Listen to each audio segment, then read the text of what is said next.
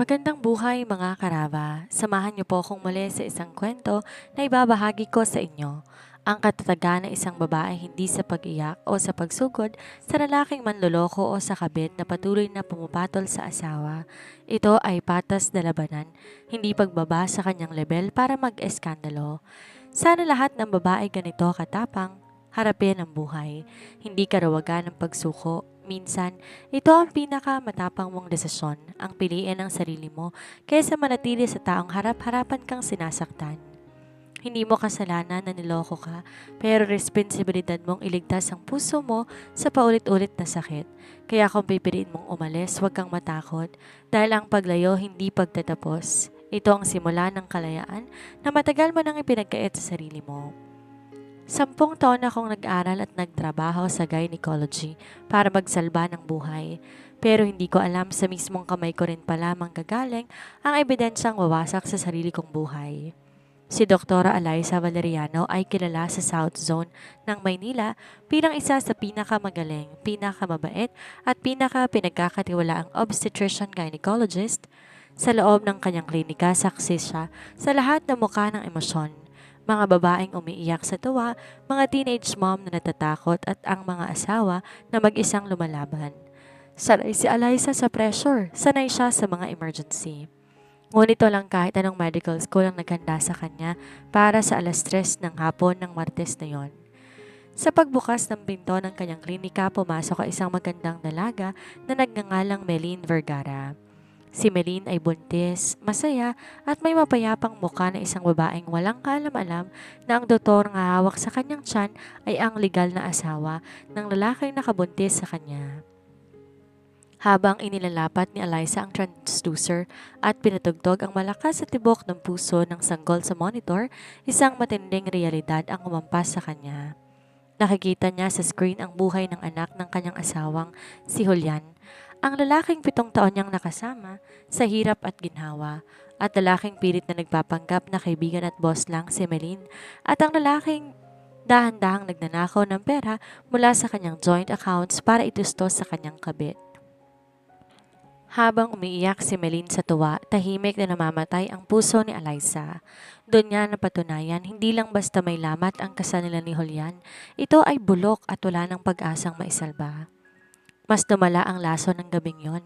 Habang natutulog si Julian sa kanilang mamahaling penthouse na si Eliza ang nagbabayad, isang mensahe mula sa hindi kilalang numero ang pumasok sa cellphone ng doktora. Isang litrato sa restaurant, magkayakap sina Julian at Melin, habang masayang pinagmamalaki ang mga ultrasound images na may pirma at selyo mismo ni Eliza bilang doktor. Ang caption, "Celebrating our little miracle with my best friend and the love of my life. Soon, we will be a real family." Ang kwentong to na nagsimula sa isang viral na tagpo sa ospital ay naging usap-usapan sa buong bansa sa TikTok at Facebook sa ilalim ng hashtag na #The Gynecologist Revenge. Ngunit hindi magwawakas si Eliza bilang isang biktima na iiyak lamang sa gilid. Sa tulong ng isang tanyag, misteryoso at walang awang bilyonaryong abogado ng mga sikat na personalidad, si Attorney Ethan Vance, magsisimula ang isang napakalinis, nakapakatahimik ngunit nakamamatay na legal na pagbawi. Walang sabunutan, walang suguran sa kalye. Gagamitin ni Eliza ang kanyang talino, ang batas at ang kanyang propesyon para bawiin ang bawat sentimo, ang ari-arian at ang dignidad na tinapakan ng kanyang asawa. Handa ka na ba sa isang kwentong gigising sa iyong dugo? O isang kwento kung saan ang pinakamatalinong babae ay hindi sumisigaw sa galit kundi ngumingiti habang pinapanood ang dahan-dahang pagbagsak ng imperyo ng mga manloloko. Sapagkat pagdating sa laro ng pag-ibig at paghihigante, ang reyna pa rin ang may huling kumpas sa dulo ng operasyon. 12 taon ko nang tinuturing na sanktuaryo ang aking klinika. Sa loob ng silid na ito ko sa namamayani ang amoy ng antiseptic at ang banayad na liwanag ng monitor. Saksi ako sa iba't ibang mukha ng buhay bilang isang obstetrician gynecologist sa isang prestiyosong pribadong ospital sa South Zone. Nakakita ako ng mga babaeng humihigbi sa tuwa habang nakatitig sa unang korap ng buhay sa screen. Napagtatwa ko nang ako ang amang hinihimatay sa unang pagkakataong marinig ang tibok ng puso ng kanilang anak. Para sa akin, sagradong bawat minuto dito. Ito ang mundong binuo ko gamit ang talino, puyat at dedikasyon. Ngunit walang kahit anong libro sa medical school ang naganda sa akin para sa hapon ng Martes na iyon. Doktora, nandito na po ang pang-alas 3 ninyong pasyente, tawag ng aking nurse na si Karen sa intercom. Pinatong ko ang salamin sa lamesa, tinignan ang electronic medical record sa aking computer screen. Sa isang iglap, tila huminto ang pag-ikot ng mundo ko. Isang pangalan ang nakasulat na parang lason na mabilis gumapang sa aking mga ugat. Meline Vergara. Napatitig ako sa screen. Ilang buwan ko na itong nakikita sa mga pop-up notification sa cellphone ng asawa kong si Julian tuwing hating gabi. Kaibigan at subordinate lang sa opisina ang palaging tugon niya sa akin nang may kasamang iritasyon tuwing nagtatanong ako. Isang kaibigan daw na nangangailangan ng gabay at emosyonal na suporta dahil biglang iniwan ng kasintahan ng malamang nagbuntis ito. Kawawa naman si Meline Alaysa, rason ni Julian habang nag-aayos ng kanyang kurbata bago umalis ng mas maaga kaysa sa dati. Mag-isa lang siya sa buhay. Bilang boss niya, obligasyon ko lang siguraduhing ligtas ang kalagayan niya. At ako naman, ang asawang naging labis ang tiwala dahil aba rin sa sariling karera ay naniwala. Pinili kong maging bulag at bingi dahil sa mas madaling lunukin ng kasinungalingan kaysa katotohanan ng dahan-dahan ng winawasak ng sarili kong asawa, ang aming tahanan. Tumayo ako, inayos ang aking white coat at huminga ng malalim. Papasukin mo siya, Karen? Bumukas ang pinto. Niliwal nitong isang magandang dalaga na sa 25 edad at may maamong muka. Nakasuot siya ng isang mamahaling beige dress, isang damit na pamilyar sa akin dahil nakita ko ang eksaktong resibo nito sa credit card statement ng aking asawa noong nakaraang linggo. Ang credit card na ako naman na nagbabayad ng bills. Good afternoon, Dr. Valeriano, masigla niyang bati habang hinahawakan ng kanyang tiyan. Good afternoon, maupo ka, Meline, sagot ko. Ang boses ko'y kalmado, kontrolado at may lamig na sapat na para di niya mapansin ang bagyong namumuo sa loob ko. Hindi niya ako kilala, syempre. Walang dahilan para ipakita ni Julian ang mukha ko sa kanya. Para sa kanila, isa na lamang akong lumang kasangkapan sa bahay. Ang asawang kapaki-pakinabang dahil nagbabayad ng kalahati ng mortgage ng penthouse. Ang asawang walang oras, ang asawang madaling paikutin. Gagawin natin ang iyong second trimester ultrasound ngayon para masuri ang kondisyon at paglaki ng bata. Paliwanag ko habang inihahanda ang makina. Humiga siya sa examination bed ng may payapang ngiti. Habang nilalagay ko ang malamig na gel sa kanyang tiyan, napansin ko isang nagniningning na pulsera sa kanyang kanang kamay. Yon ang pulsera sa sinabi ni Julian na nawala niya sa kanyang huling business trip. Humigpit ang hawak ko sa transducer. Sa puntong yon, naramdaman ko ang pagguho ng 7 taon ng aking kasal. Walang luhang pumatak sa aking mga mata, ngunit isang bagay ang sigurado. Di lang basta may lamat ang relasyon namin ni Julian, ito ay bulok na pala. Nilapat kong transducer sa tiyan ni Meline. Taimtim ang aking pagkilos habang dahan-dahan gumagalaw ang aking kamay. Sa monitor mula sa magulong linya ng gray at puti, unti-unti, nabuo ang isang malinaw na imahe. Isang maliit na nilalang ang tumambad sa amin. Gumagalaw to ng marahan, buo ang maliliit na daliri at perpektong hugis ng katawan. Pagkatapos pinindot kong audio button ng makina upang masuri ang fetal heart rate. Dugdug, dugdug. Ang mabilis at malakas sa tunog ng tibok ng puso ng sanggol ay umalingaw sa buong silid. Ito ang tunog na sa loob ng 10 taon palaging nagbibigay sa akin ng pag-asa. Ngunit sa pagkakataong to, bawat kabog nito ay tila ba hampas ng martilyo sa aking dibdib. Tinakpan ni Meline ang kanyang bibig, emosyonal. Dahan-dahan umagos ang luha ng kagalakan sa kanyang mga pisngi habang nakatitig sa monitor. Diyos ko, ang lakas ng tibok ng puso niya. Ayos lang ba siya, doktora? Normal po bang lahat? Tinitigan ko ang inosenteng nilalang sa screen. Nararamdaman ko ang matinding pait, ngunit bilang isang doktor, napatras ang aking puot. Walang kasalanan ang bata. Ang may kasalanan ay ang 2 matatandang gumawa sa kanya sa likod ng aking likuran. Ang asawa kong walang budhi. Ang babaeng nasa harap ko nagpapakasasa sa karangyang unti-unting ninanakaw mula sa akin. Maayos ang lahat, Meline.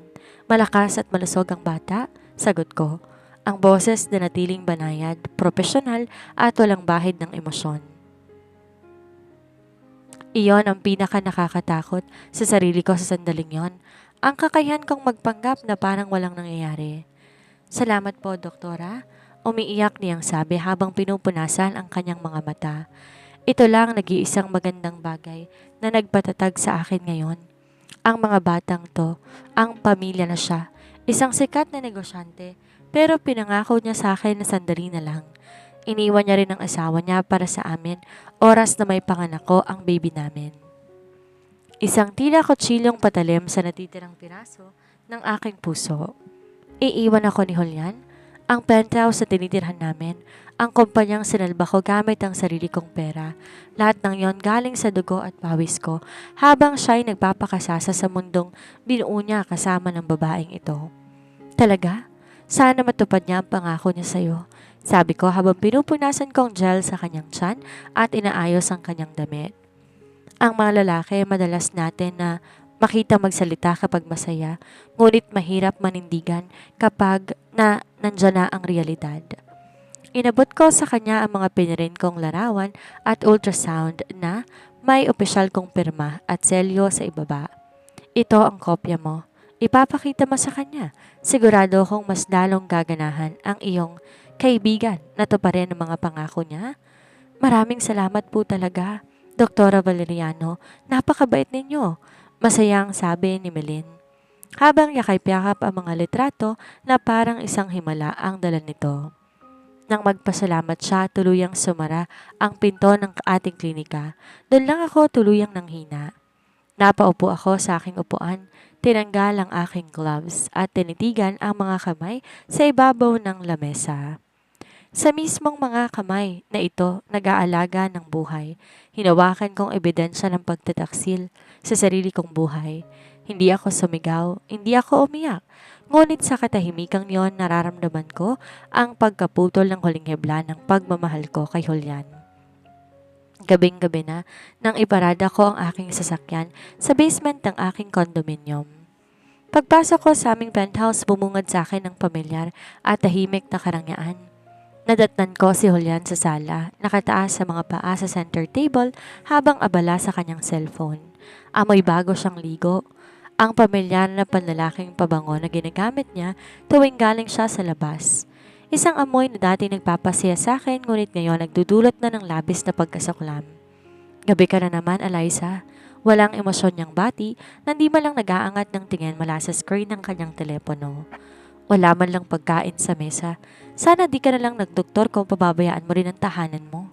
Huminto ako sa may pinto, bitbit ang aking handbag na naglalaman ng kopya ng medical records ni Melin Vergara. Tinitigan kong likod ng laking pinangakuan kong mamahalin sa harap ng altar 7 taon ang nakakaraan. Paano naging ganito kakapal ang mukha ng isang to?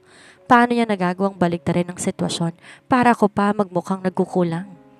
Interesante ang araw ko ngayon, Julian. Seryoso kong sabi habang naglalakad patungo sa kusina para magsalin ng tubig. Pakiko sa ospital mo. Palagi namang interesante ang buhay mo doon. May mga oras ka pa sa mga pasyente mo kaysa sa akin. Asik niya. Halatang naiirita sa aking presensya. Ginamot ko ang kasintahan ng isang gago ngayon. Patuloy ko, habang dahan-dahang iniinom ang tubig, nakatitig sa kanyang bawat galaw. Bahagyang natigilan si Julian. Lumingon siya sa akin. May mabilis na kabang dumaan sa kanyang mga mata, ngunit agad din tong napalitan ng kanyang pamilyar na sarkasmo. Ah, talaga? Maraming gago sa mundo, Eliza. Huwag ba nang dalhin ang trabaho mo dito sa bahay, nakakapagod pakinggan? Doon ko tuluyang naintindihan. Hindi niya lang ako niloloko, minamaliit niya rin ang talino ko. Para sa kanya, isa akong manhid at tangang asawa na kayang-kaya niyang paikutin habang buhay. Nang gabing yon, habang naliligo siya para matulog, dinala niya ang cellphone sa banyo. Isang bagong ugali na nagsimula ilang buwan nang nakalilipas. Ngunit hindi niya alam ang sarili kong cellphone ang biglang nag-vibrate sa ibabaw ng nightstand. Isang mensahe mula sa isang di kalalang numero ang pumasok. Binuksan ko ito sa dilim ng silid. Isang litrato ang tumambad sa akin na tuluyan nagpabagsak sa natitirang pag-asa ng aking puso. Larawan niyo ni Julian at Melin sa isang mamahaling cafe sa Villa Madalena. Nakangiti si Julian na napakatamis, ang ngiti na matagal nang nawala sa aming dalawa. Nakapatong ang kanyang kanang kamay sa tiyan ni Melin. Hawak ng babae ang mga larawan ng ultrasound na ako mismo nagprint ilang oras lang nakakalipas sa aking klinika. May selyo at malaking pirma ko sa gilid ng papel. Sa ilalim ng litrato may nakasulat na caption na screenshot mula sa isang pribadong social media account ni Melin. Celebrating our little miracle with my best friend and the love of my life. Soon, we will be a real family. Thank you, Dr. Valeriano, for the wonderful news. Tinitigan ko ang litrato sa dilim. Walang luhang pumatak, walang sigaw na lumabas sa aking bibig. Ang tanging naramdaman ko ay ang unti-unting pagtigas ng aking puso. Kung gusto ni Julian ng digmaan, ibibigay ko sa kanya. Ngunit hindi ko to dadaanin sa maraming eskandalo o sabunutan sa kalye. Dadaanin ko to sa paraang legal, madiskarte, at walang itatangging buhay sa kanila. Itatayo ko ang sarili kong kaharian mula sa mga abong iiwan nila. Di ko pinalipas ang gabi ng walang ginagawa. Habang mahimbing na natutulog si Julian sa aking tabi, dala ang kapayapaan na isang taong walang konsensya, tahimik akong bumangon. Pumunta ako sa aking study room, binuksan ang laptop.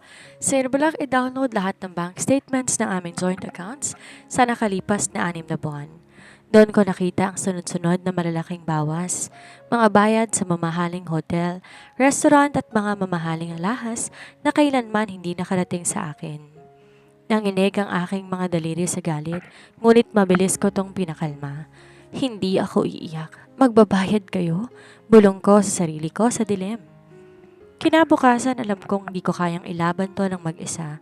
Kailangan ko ng isang taong eksperto, isang taong walang awa kung bumanat sa batas at may isang pangalan ang pumasok sa isipan ko. Isang lalaking madalas kong marinig sa mga chismis na mga mayayamang pasyente ko sa ospital. Attorney Ethan Vance. Siyang tinaguri ang The Shark ng legal world. Isang misteryoso, gwapo at walang awang bilyonaryong abogado na humahawak lamang ng mga kaso ng sikat na personalidad at malalaking kumpanya. Sinasabing kapag siya ang humawak ng kaso mo, maaari mo nang ihanda ang korona mo dahil siguradong panalo ka. Ngunit napakahirap niyang maabot. Ang kanyang retainer fee ay sapat na para makabili ng isang mamahaling kondo. Ginamit kong koneksyon ko bilang isang senior doctor. Tinawagan kong head of administration ng aming ospital na nagkataong malapit na kaibigan ng pamilya Vance. Matapos ang ilang pakiusap, nagawa kong makakuha ng isang emergency appointment sa kanyang pribadong opisina sa Bonifacio Global City ng hapon ding yon. Pagkapasok ko sa opisina ni Attorney Vance, sa pinakaduktok na palapag na isang glass tower, sinalubong ako ng amoy ng mamahaling leather at kape. Nakatayo siya malapit sa bintana, nakatingin sa nagtataasang gusali. Nang lumingon siya, tila ba nabitin ang hininga ko. Siya ay matangkad, may matalim na matang kulay abo at may tikas at tila ba kontrolado niyang buong silid. Suot niyang isang napaka-sophisticadong charcoal gray suit. Doktora Valeriano, formal niyang bati. Ang boses ay matalim at may otoridad. Maupo ka. Bihira akong tumanggap ng mga kasong may kinalaman sa pamilya, maliban na lang kung napaka-persado ng rason. Naupo ako at di na nagpaligoy-ligoy pa. Nilapag ko sa kanyang mesa makapal na folder. Doon nakalagay ang medical record ni Melin Vergara, ang mga printout ng credit card statements ni Julian at ang huli, ang screenshot ng litrato nilang dalawa na may ultrasound image na ako mismo ang pumirma. Ang asawa ko ay may kabit at ang kabit niya, pasyente ko. Diretsahan kong sabi habang diretsong tingin sa kanyang mga mata. Gusto kong bawiin ang bawat sentimo na ninakaw niya sa akin. Gusto ko siyang iwang walang-wala at gusto kong gawin natin to ng tahimik, malinis ngunit nakamamatay. Napatitig si Ethan sa akin. Dahan-dahan kinuha ng kanyang mahahabang daliri ang folder at binuksan ito. Habang binabasa niya mga dokumento, isang kakaiba at matalim na ngiti ang sumilay sa kanyang mga labi. Ang kanyang malamig na reaksyon na palitan ng interes. Interesante, bulong ni Ethan habang sinasara ang folder. Tumingin siya sa akin na may paghanga. Karamihan sa mga babaeng nakakaranas nito sumusugod sa opisina o gumagawa na eksena sa social media, pero ikaw, pumasok ka sa klinika mo, pinuntahan ng kabit, ginawa ang trabaho mo at ngayon narito ka para planuhin ang kanilang pagbagsak? Impressive, Dr. Valeriano. Humakbang siya papalapit sa kanyang mesa at sumandal dito. Magkalapit ang aming mga mukha. Tatanggapin ko ang kaso mo, hindi dahil sa pera, kundi dahil gusto kong makita kung paano ka magiging reyna sa sarili mong digmaan. Mula ngayon ako ang magiging kalasag mo. Handa ka na ba? Tumingala ako sa kanya at sa unang pagkakataon, matapos ng ilang buwang panlulumo, nakaramdam ako ng tunay na lakas. Handang-handa na, Attorney Vance. Simulan natin ang operasyon? Ang pakikipagtulungan kay Attorney Ethan Vance ay parang pagpasok sa isang masterclass ng tahimik na digmaan. Walang kahit anong emosyon na nasasayang. Sa bawat pagkikita namin sa kanyang opisina sa BGC, mas lalo ko nakikita kung bakit siya tinaguri ang The Shark. Hindi siya kumikilos ng emosyonal. Kumikilos siya ng may kalkulado at nakamamatay na katumpakan. Para mapilayan natin si Julian ng tuluyan, kailangan natin unahin ang kanyang lifeline, ang kanyang pera at ang kumpanya. Paliwanag ni Ethan habang naglalakad sa harap ng glassboard kung saan nakasulat ang timeline ng ari-arian namin ni Julian. Ang kumpanya niya, ang VTech Logistics, ay nakatayo pa rin dahil sa loan na binigay mo sa kanya 3 taon nang nakakalipas gamit ang sarili mong pera na galing sa mana mo. Naalala ko, sagot ko habang humihigop ng kape. Isang formal na kontrata ang pinapirma ko sa kanya noon bilang garantiya kahit pa mag-asawa kami. Isang matalim na ngiti ang sumilay sa mga labi ni Ethan. Lumapit siya sa akin, may dalang kakaibang amoy ng mamahaling wood-scented cologne na bahagyang nagpatibok ng puso ng kanilang ibang dahilan.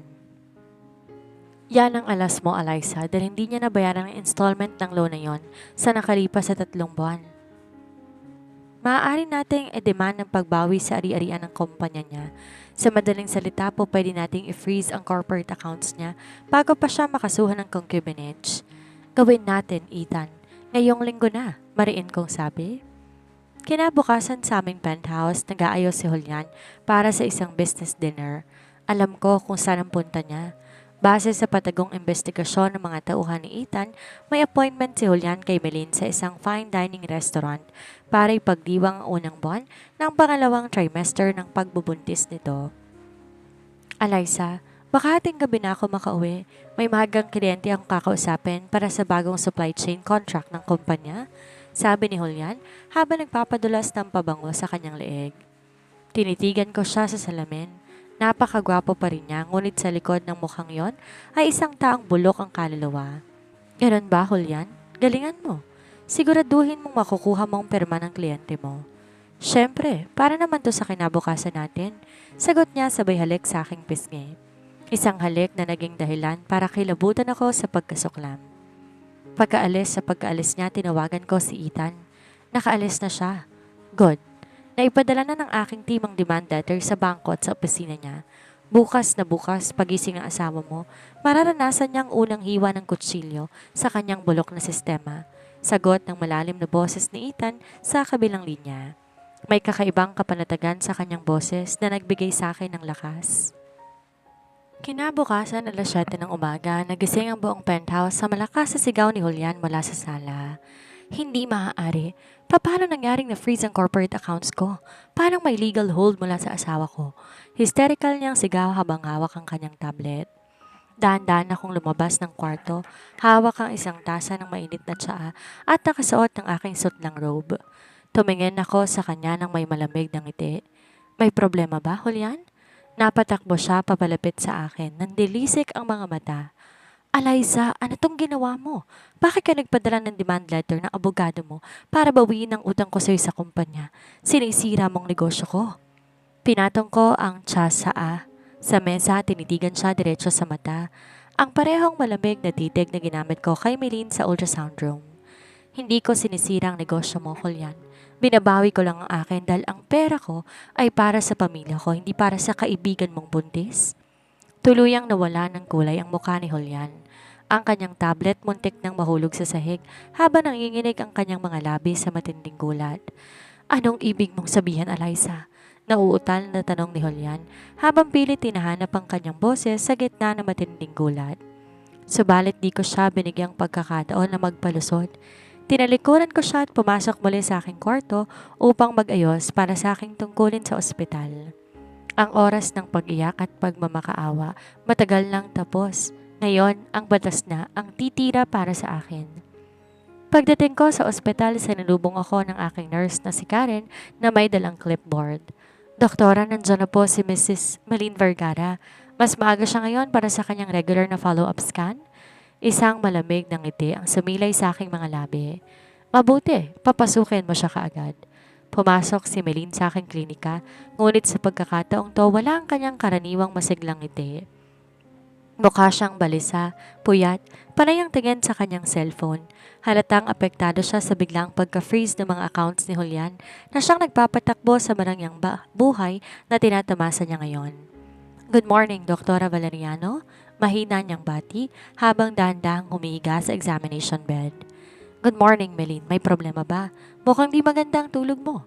Kaswal kong tanong habang sinusot ang aking gloves at inihahanda ang ultrasound gel. Medyo stress po, doktora. Buntong hininga niya habang hinahayaan akong ilapat ang transducer sa kanyang tiyan.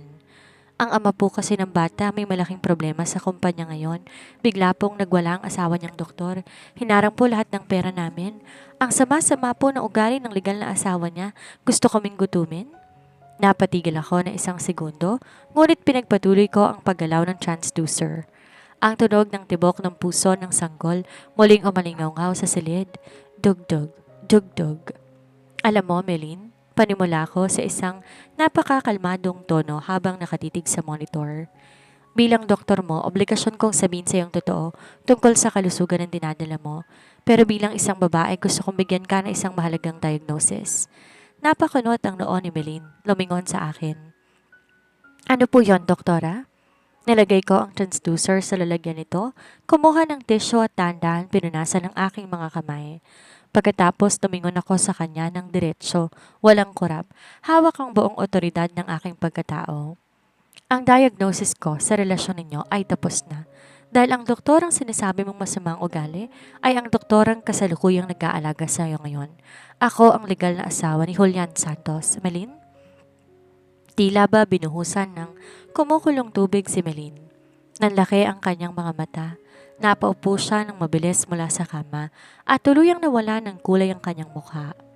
Nanginginig ang kanyang buong katawan habang nakatitig sa aking white coat kung saan nakaborda ang pangalang Doktora Eliza Valeriano Santos. Doktora, kayo? Nauutal niyang higpi, unti-unting umaatras. Oo, Melin. Ako ang asawang nagbabayad ng penthouse kung saan ka natutulog minsan. Ako nagbabayad ng credit card na binibili sa'yo ng mga damit mo. Patuloy ko habang iniaabot sa kanya ang isang brown envelope. At huwag kang mag-alala, hindi kita sasaktan. Dahil sa loob ng envelope na yan, nandyan ang kopya ng demanda para sa inyong dalawa ni Julian. Sabina para sa kasong concubinage. Bago pa siya makapagsalita, bumukas ng marahasang pinto ng aking klinika. Niluwal nito si Julian, pawisan at hingal na hingal matapos malaman mula sa kanyang sekretarya na pumunta si Melin sa aking ospital. Eliza, pakiusap pag mong isali si Melin dito. Sigaw ni Julian habang humaharang sa harap ng kanyang kabit. Ngunit bago pa ako makasagot, isang matangkad at matigas na figuran ng pumasok mula sa aking likuran, si Attorney Ethan Vance. Nakasuot ng kanyang nagniningning na suit, hawak ang isang makapal na legal brief. Masyado kang maingay para sa isang lalaking papunta na sa kulungan, Mr. Santos. Malamig na wika ni Ethan sabay tabi sa akin at paghawak sa aking balikat nang may proteksyon ng presensya. Mula sa araw na ito, sa akin na makikipag-usap. Ang loob ng klinika ay biglang naging isang silid hukuman.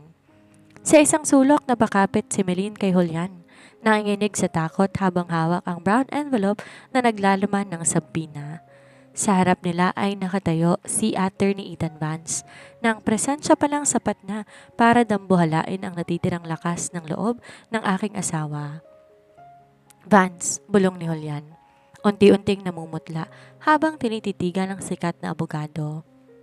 Bilang isang negosyante, kilala niya ang pangalan ni Ethan, ang abogadong hindi mo gugustuhin makatapat sa buong buhay mo. Eliza, ano ba to? Bakit mo sinasali mga tagalabas sa problema nating mag-asawa? Pwede naman natin itong pag-usapan sa bahay. Ang bahay na sinasabi mo, Mr. Santos, ay nakapangalan sa kliyente ko. Malamig na sambat ni Ethan bago pa man ako makapagsalita. Humakbang siya papalapit at nilapag isa pang dokumento sa ibabaw ng aking lamesa.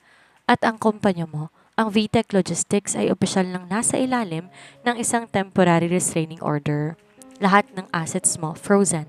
Lahat ng ari-arian mo kasama ng kotseng pinangalan mo sa labas ng kasal mo, kinuha na ng korte bilang garantiya sa utang mo kay Doktora Valeriano?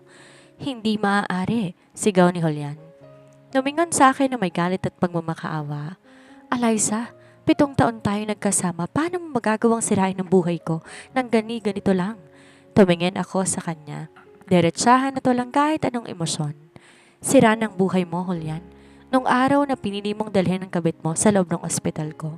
Nung araw na ginamit mong pera ko para ibili ng damit ng babaeng yan, habang ako nagpupuyat para magsalba ng mga pasyente.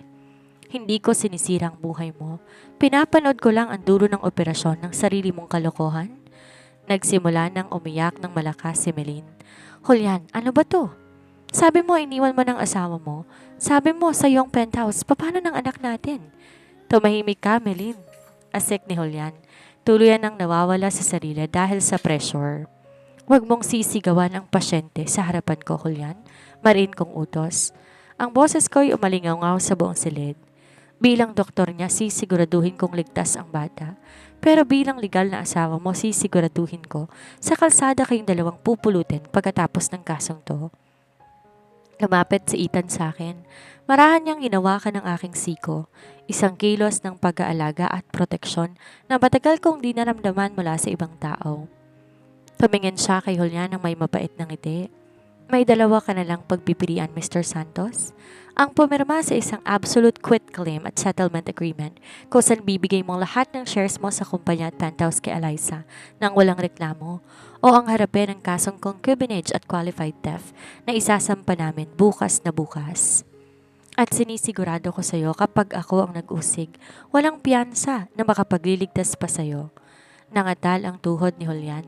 Tinignan niya ang mga dokumento, tinignan niya ako at tuluyan nang bumara sa kanya ang bitag ng batas. Wala na siyang kawala. 1 linggo matapos sa matinding tapatan sa aking klinika, tila ba nabaliktad ang ikot ng mundo. Nilisan na ni Julian ang aming penthouse, bitbit lamang ang 2 maleta ng kanyang mga lumang damit. Pinirmahan ko ang mga pinal na dokumento na naghihintay para opisyal na mapatunayan sa korte ang pagbawi ko sa lahat ng ari-arian at ang tuluyang pag-iba sa kanyang kumpanya. Si Melin naman matapos marealisa na walang pera at baon sa utang si Julian ay napilitang umuwi sa kanilang probinsya upang doon na lamang ituloy ang kanyang pagbubuntis. Malayo sa eskandalo na binuo nila. 7:00 ng gabi. Nakatayo ako sa balkonahe sa aking penthouse, nakatanaw sa makikinang na mga ilaw ng lungsod. Hawak ko ang isang baso ng wine, dinadama ang katahimikan na matagal nang nawala sa buhay ko. Ding dong! Tumunog ang doorbell. Sa aking pagkakabukas ng pinto, isang pamilyar at matikas na figura ang bumungad sa akin, si Attorney Ethan Vance. Nakangiti siya ng bahagya. Nakatanggal na ang kanyang korbata at nakatupi ang mga manggas ng kanyang nagniningning na puting polo hanggang siko. May bitbit siyang isang folder at isang kahon ng gourmet sushi. Abogado po ba ang kaharap ko o isang delivery man? Biro ko habang pinapapasok siya sa loob. Natawa ng mahina si Ethan, isang tunog na napakalalim at napakasarap pakinggan. At syempre dala ko ang magandang balita. Naupo kami sa may kitchen island. Nilatag niya ang mga dokumento sa ibabaw ng granite counter. Opisyal na. Pinirmahan na ng judge ang absolute transfer ng VTech Logistics sa pangalan mo. Lahat ng shares, ari-arian at pati mga bank accounts sa sinubukan niyang itago ay sayo na ngayon, Eliza. Tapos na ang laban. Nanalo tayo. Napatitig ako sa mga papel. Isang malalim na buntong hininga ng kalayaan ang kumawala sa aking dibdib. Ang bigat na dinala ko sa loob ng maraming buwan ay biglang napalitan ng labis na gaan. Salamat, Ethan.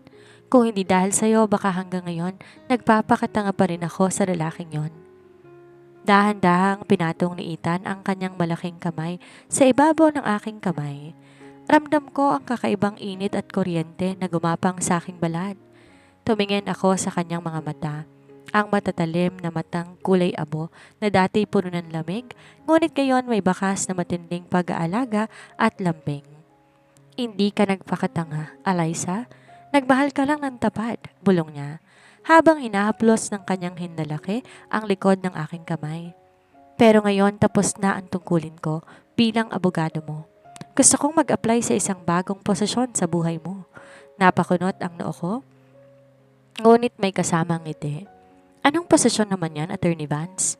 Ang posisyon ng lalaking magbabalik ng ngiti sa mga labi mo. Ang lalaking magpapatunay sa iyo na di lahat na nagmamahal ay nanloloko. Seryoso ngunit may pagsuyo niyang pahayag.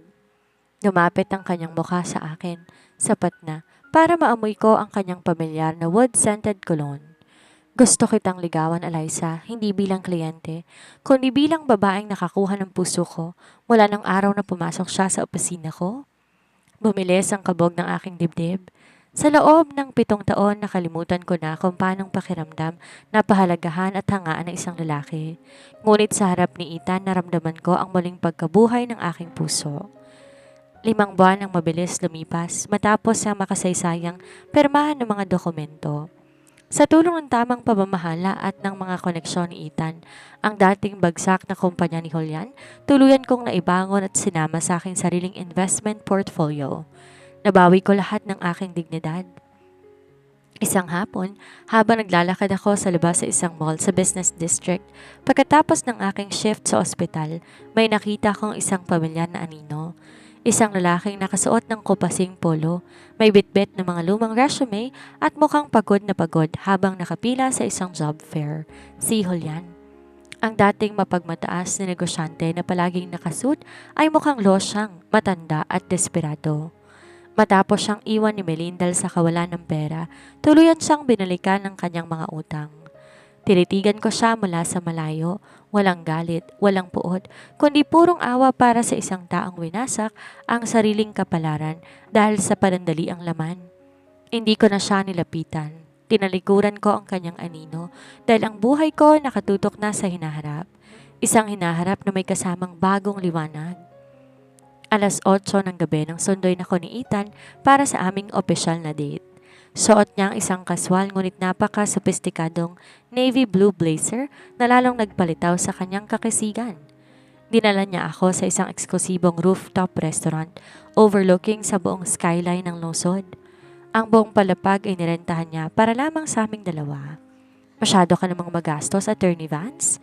Biro ko habang nilalagay niyang aking upuan. Isang simpleng hapunan lang naman ang hinihingi ko. Umupo si Ethan sa tapat ko. Ang kanyang matatalim na matang kulay abo ay nagniningning sa ilalim ng liwanag ng mga kandila. Para sa babaeng nagpabago ng takbo ng mundo ko, walang masyadong marangya, Eliza. Karapat-dapat kang tratuhin na parang isang reyna. Habang kumakain kami ng hapunan, hindi ko napigilang mapatitig sa kanya. Sa nakalipas na mga buwan ng kanyang patuloy na pagliligaw, pinaramdam niya sa akin ang mga bagay na matagal kong pinagkait sa aking sarili. Palagi siyang nagpapadala ng kape sa ospital tuwing alam niyang may mahaba akong operasyon. Palagi siyang nakikinig sa mga kwento ko tungkol sa aking mga pasyente at higit sa lahat, nirerespeto niyang aking oras at espasyo bilang isang independenteng babae. Matapos ang hapunan, niyaya niya akong tumayo malapit sa glass railing upang panoorin ang mga bituin. Hinawakan niya ang 2 kong kamay, dahan-dahan ngunit may paninindigan. Eliza, panimula niya. Ang kanyang malalim na boses ay tila musika sa aking pandinig. Alam ko, galing ka sa isang madilim at masakit na nakaraan. Alam ko mahirap muling magtiwala pagkatapos mong makita ang mabilis na pagkabulok ng unang relasyon mo. Pero nais kong malaman mo narito ako, hindi para punan ng pagkukulang ng iba, kundi para magsimula ng isang bagong kwento kasama ka. Bumilis ang kabog ng aking dibdib habang nakatitig sa kanyang seryosong mukha. Naaamoy ko ang kanyang wood-scented cologne na palaging nagbibigay sa akin ng kapanatagan. Ethan, mahina akong sambit. Hihintayin kita, Eliza, kahit gaano katagal. Gusto kong patunayan sa iyo na ang puso ko'y sa iyo lang. Mula ngayon hanggang dulo, taimtim niyang pangako. Ngumiti ako na may kasamang luha ng kagalakan. Hinawakan ko na mas mahigpit ang kanyang mga kamay at sumandal sa kanyang malapad na dibdib. Di mo na kailangan maghintay, Ethan. Dahil ang puso ko matagal mo nang nakuha. Humarap siya sa akin. May malaking ngiti sa kanyang mga labi at dahan-dahang nilapit ang kanyang mukha upang selyuhan ang aming bagong simula na isang matamis at wagas na halik sa ilalim ng nagniningning na kalangitan. 2 taon matapos ang bagyong yumanig sa aking buhay, narito ako ngayon, nakatayo sa isang malaking salamin sa loob ng isang marangyang bridal suite. Nakasuot ako ng napakagandang ivory white wedding gown na gawa ng isang sikat na designer. Mas lalo kong nagkaroon ng aura ng isang matagumpay at masayang babae. Ang aking mukha wala ng bakas ng lungkot o lamig ng nakaraan. Purong kapayapaan at excitement na lamang ang natitira. Doktora, nandyan na po ang coordinator. Magpapasimula na pong prosesyon. Nakangiting paalala ni Karen na ngayon ay isa nang sa aking mga bridesmaid. Huminga ako ng malalim. Hinawakan ang aking bouquet ng mga sariwang white roses at lumakad patungo sa dambana ng katedral. Sa pagbuka ng malaking pinto ng simbahan, ang awit ng pag-ibig ay umalingaw-ngaw sa buong paligid. Lahat ng mata ng aming pamilya, kaibigan at mga kasamahan sa ospital ay nakatutok sa akin. Ngunit ang aking paningin dumiretso sa dulo ng aisle kung saan nakatayo ang lalaking nagpabago sa kahulugan ng aking buhay. Si Ethan. Napaka-sophisticado niya sa kanyang charcoal black tuxedo. Habang dahan-dahan akong naglalakad papalapit sa kanya, nakita ko ang bahagyang pangilid ng luha sa kanyang matatalim na mata na kulay abo. Ang kanyang pilyo ngunit mapagmahal ng ngiti ay nakatutok lamang sa akin. Siya ang lalaking naging kalasag ko sa gitna ng digmaan at ngayon siya na magiging kasama ko sa pagpapatayo ng aming bagong kaharian. Nang marating ko ang altar, magalang niyang hinuwang aking kamay mula sa aking mga magulang. Hinaplos niya ang aking mga daliri ng may labis na pag-iingat. Tila ba isa ako sa pinakamahalagang hiya sa buong mundo. You look breathtaking, my queen. Bulong niya sa akin, sapat na para magpula ang aking mga pisngi at mapuno ng kilig ang aking dibdib. Sa harap ng dambana, taimtim naming binigkas ang aming mga panata. Eliza, panimula ni Ethan. Habang nakatitig ng diretso sa aking mga mata, pinapangako kong kakampi mo ko sa bawat laban, proteksyon mo sa bawat bagyo, at ang lalaking palaging magpapahalaga sa iyo araw-araw. Sa bawat tibok ng puso ko, ikaw lang ang mamamayani mula ngayon hanggang sa huling hininga. Nangako rin ako sa kanya dalang buong katapatan ng aking naghilom na puso. Ethan, salamat sa pagtuturo sa akin ang tunay na pag-ibig, hindi nanunumbat o nanduloko. Pinapangako kong mamahalin kita sa hirap at ginhawa at magiging katuwang mo sa pagbuo ng isang pamilyang puno ng katotohanan at respeto. Matapos ang seremonya, humarap kami sa lahat bilang opisyal na mag-asawa. Isang masiglang hiyawan at palakpakan ang pumuno sa katedral habang dahan-dahang inilapit ni Ethan ang kanyang mukha sa akin upang selyuhan ang aming kasal ng isang matamis at wagas na halik. Ngayong gabi habang nagaganap ang marangyang resepsyon at magkahawak ang aming mga kamay sa ilalim ng mesa, na-realize kong isang bagay. Ang buhay ay parang isang masela na operasyon. May mga bahaging kailangan tanggalin at ihagis dahil bulok na upang magkaroon ng espasyo para sa isang masustansya at bagong simula. Ang kwentong nagsimula sa isang masakit na ultrasound sa aking klinika ay hindi nagwakas sa trahedya. Ito'y nagtapos sa isang engrandeng tagumpay. Isang patunay na kapag ang isang matalinong babae ay natutong lumaban gamit ang hustisya at dignidad, ang tadhana mismo magreregalo sa kanya na isang wagas at walang katapusang happy ending. 3 taon na nakalipas. Namamayani ang banay na tugtog ng piano sa loob ng aking bagong klinika. Mas malaki na to ngayon, mas maliwanag at matatagpuan sa isa sa mga pinakasikat na medical tower sa Bonifacio Global City. Sa labas ng pinto nakasabit ang isang nagniningning na tanso na may nakasulat, Doktora Eliza Valeriano Vance, OB-GYN. Doktora, tapos na po lahat ng appointments ninyo para sa araw na ito. Nakangiting balita ni Karen habang nilalagay ang huling folder sa aking lamesa. Salamat Karen, pwede ka nang mag-out. Sagot ko habang tinatanggal ang aking salamin at sumasandal sa aking upuan. Binalot ng komportableng katahimikan ng silid. Napatingin ako sa isang frame sa ibabaw ng aking lamesa. Larawan yon ng aming kasal ni Ethan sa katedral at sa tabi nito, isang mas bagong litrato. Isang magandang pamilya na nakangiti sa tabing dagat habang karga-karga namin ay isang napakakit na batang lalaki na may matatalim at matatalinong mata. Ang aming 2 taong gulang na anak na si Liam. Napangiti ako. Kung iisipin ang pinagdaanan ko, 4 na taon ang nakakalipas.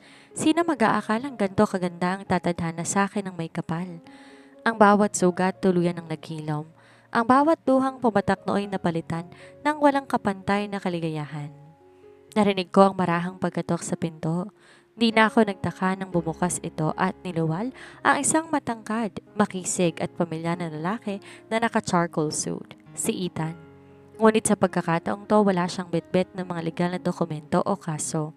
Sa halip, karga-karga niya sa kanyang kaliwang braso si Liam na tuwang-tuwa habang may hawak na maliit na laroang sasakyan.